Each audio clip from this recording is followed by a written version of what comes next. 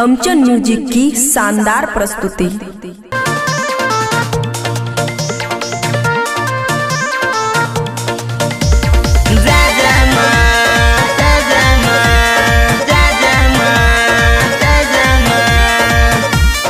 खुशी recording studio बलुआहा।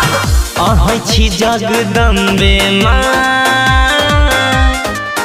अहै छी बिना बाले, अहै छी पुस्तक दाहिनी, अहै हंस वाहिनी।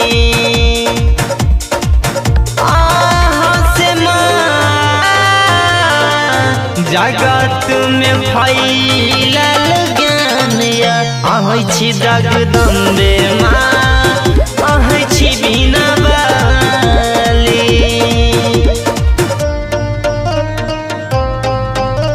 जय जय जय जय जय जय माँ हंस वाहिनी ज्ञान दाहिनी, जय जय जय जय जय जय माँ हंस वाहिनी ज्ञान दाहिनी।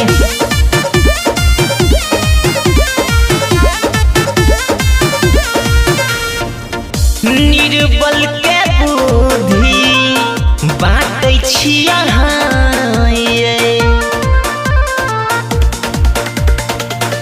अज्ञानियों के नाता माता राखै छी अहाँ। अहाँ के माया माता सब पर हैया, अहै छी जगदम्बे माँ, अहै छी बिना बाले। जय जय जय जय जय जय माँ हंस वाहिनी ज्ञान दाहिनी, जय जय जय जय जय जय माँ हंस वाहिनी ज्ञान दाहिनी।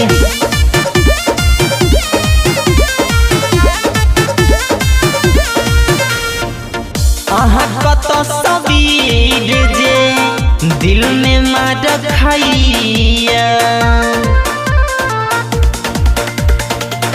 ज्ञान के भंडार मैया उनका पवर सैया।